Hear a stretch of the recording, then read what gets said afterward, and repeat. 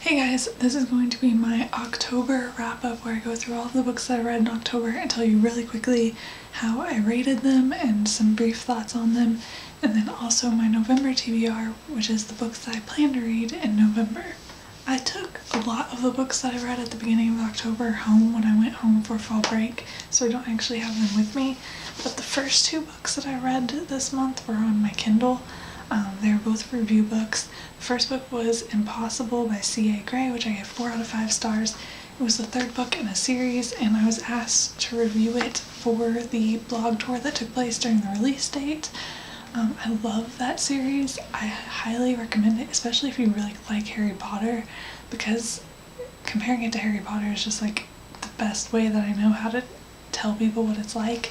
But I really, really enjoyed the end of the series, and I recommend all 3 books. The second book that I read was Thorny by Lilia. I might not be saying her name right. I gave that 5 out of 5 stars. I got it for review on the Story Cartel. And it was a Beauty and the Beast retelling. It also incorporated like a lot of other fairy tales.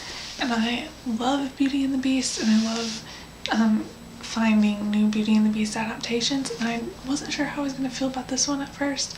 When I started reading it, I wasn't a huge fan. But by the end of it, I was in love with it. And it's the first in a series.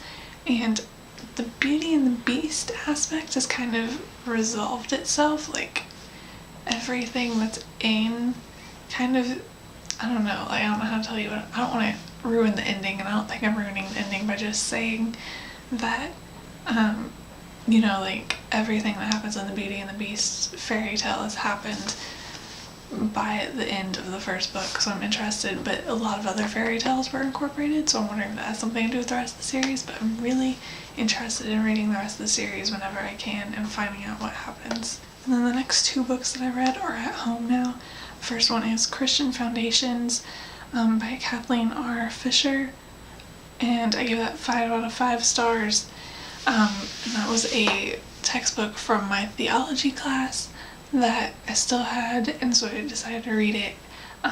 If you're looking for like an intro to theology kind of book, I would recommend that one. It was really easy to read. And then the second book that I read that's at home is Conscious in Catholic Faith by Anthony J. Marinelli, which I gave 3 out of 5 stars. This was another textbook from the same class, and it was okay, but I wouldn't really recommend it unless you're like really, really interested in the topic, because it was harder to get through. Next, I read If You Can Talk, You Can Write by Joel Saltzman, which I gave 5 out of 5 stars. This is probably my favorite book on writing that I've ever read. If you're looking for a book on writing, I would highly recommend checking this out. And then for my American Modernism class, we read Shadow Shapes by Elizabeth Shepley Sargent.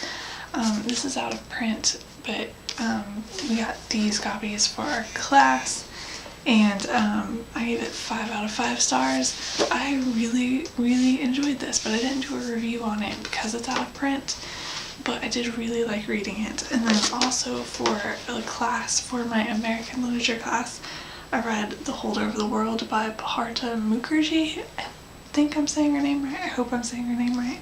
I gave this 5 out of 5 stars as well. I really, really enjoyed this. It was very unlike anything I've ever read before, and I thought that it was really, really awesome. And the last book I finished in October is How You Can Make $20,000 a Year Writing by Nancy Edmonds Hansen, which I gave 3 out of 5 stars, mostly because it's very outdated.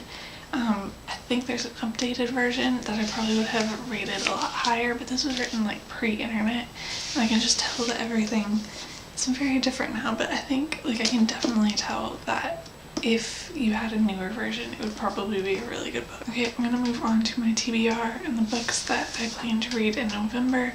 I have 1, I think, school book, and then 6 other books. I forgot to get the school book, it's in my backpack. But it's one of ours by Willa Cather, which I'm really liking so far. We're in the middle of it, and we're going to finish it this month. And I think that's the only book that I have to read in classes. I think everything else is like short stories and things like that. The second book is The Complete Idiot's Guide to Publishing Children's Books by Harold D. Underdown. I have finished this. I finished this on November 1st, but I'm going to go ahead and include it in my TBR just because I feel like I'll forget that I didn't if I go ahead and add it to my wrap-up. So and I haven't written a review for it yet, so this will go in my November wrap-up, but I have read it. So then we have the other 5 books that, actually I take that back, I have 5 other books. 2 of which I'm reading right now, and 3 that I plan to read. Okay, for the 2 books that I'm already in the process of reading, we have Family Detail by Ronald Kessler. I have the dust jacket right here, so that's what that looks like. I have got this book for review. I'm not liking it that much. I'm going to finish it, but it's not my favorite so far, but I'm in the middle of it right now. And then I'm also reading Blogging for Dummies by Susanna Gardner and Shane Burley, which I'm really liking so far. So I'm already reading those, and then I have 3 other books that I'm going to go ahead and include in my TBR. Hopefully I'll manage to read more, but we'll see. So the first of these 2 books shouldn't take that long at all. I have How Come, by Kathy Woolard and illustrated by Deborah Solomon, and then I have How Come Planet Earth, which is by the same people. I've had these books since I was really young, and they're like 2 of these books that I've set on. I have this one bookshelf that's almost entirely books that I've had since like middle school, and they've sat there for years and I've never actually like read them, and they're like I have very few books that I've done that with for that amount of time, so I plan to actually read these and finally be able to say that I have, and they look fun and interesting, and I don't think they'll take that long. And then I also have Along for the Ride by Sarah Dessen. I have read this. I own everything she's written up to her newest book, but when this book first came out, my sister got it before I did, and I read her copy, and then I got my own copy, but I haven't read this copy, and I want to. And from what I feel like I remember,